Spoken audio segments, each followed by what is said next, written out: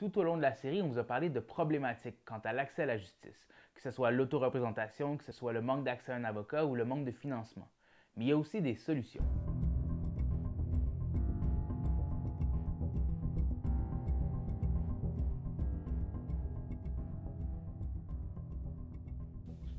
Les problèmes d'accès au droit à la justice sont presque universels.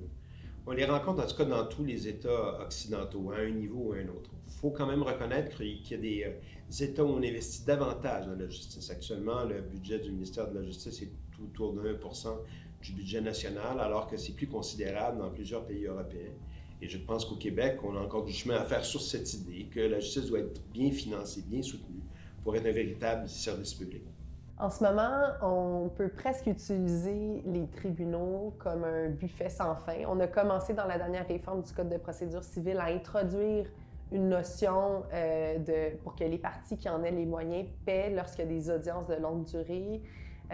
Chez Juripop, entre autres avec Louise Otis, une ancienne juge à la Cour d'appel, on pense qu'on pourrait aller plus loin dans cette voie-là pour que les personnes, les parties qui ont les moyens puis qui sollicitent à outrance les tribunaux payent pour refléter le coût que la société encourt pour leur permettre d'utiliser la justice. Présentement, une des problématiques, c'est qu'il n'y a pas de financement à ce qu'on appelle la mission dans le domaine juridique pour les organismes.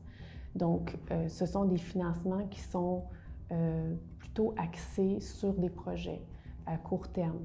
Donc, ça fait en sorte que notre roulement de base, ou si vous voulez, notre travail de mission de base, celui qui est constant, c'est très difficile de le financer. Puis ensuite, on peut penser à plusieurs autres solutions. Mais il y a même le bâtonnier du Québec qui est en faveur d'une assurance juridique universelle. Donc, au même titre qu'on a une assurance médicaments, on pourrait réfléchir à mutualiser certains coûts de la justice.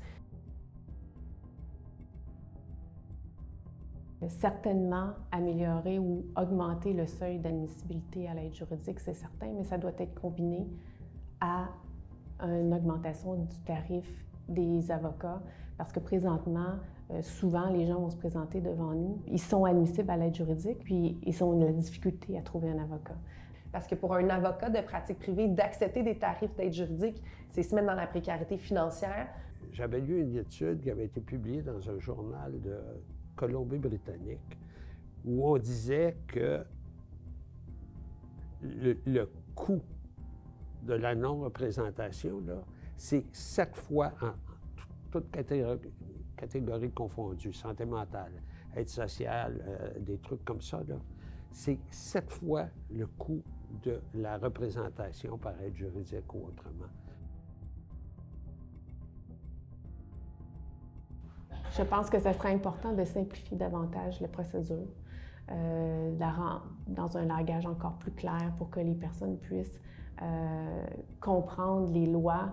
Donc, la communication claire, qui est un art, qui n'est pas seulement, et surtout pas en fait, de simplifier avec des mots pour qu'un enfant de 5 ans puisse comprendre. C'est toute une science, je dirais, qui a trait d'abord à structurer l'information, donc bien la sélectionner, comment la présenter. Si je prenais un avocat qui pratiquait le droit en 1960-1970, je l'amènerais dans un palais de justice aujourd'hui, les chances sont qu'il ne serait pas vraiment désorienté, ce qui est quand même un problème parce que la technologie a largement évolué, pourrait et devrait nous permettre de faire les choses plus rapidement, à moindre coût pour les justiciables.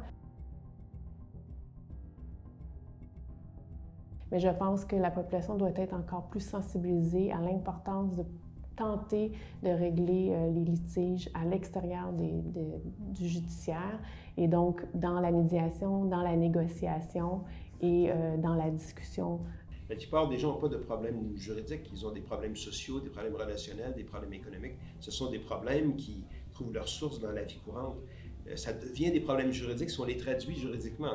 Et donc, accepter qu'on puisse développer des pratiques interprofessionnelles, qu'on puisse créer des centres de services dans lesquels il y a à la fois des avocats, il y a des notaires, où il y a des comptables, où il y a des infirmières, où il y a des psychologues, des travailleurs sociaux qui travaillent ensemble et qui offrent un service plus général d'accompagnement qui fait que le droit cesse d'être un truc mystifiant et devient tout simplement une des avenues qui parfois faut emprunter pour régler des problèmes, mais qui n'est pas le seul.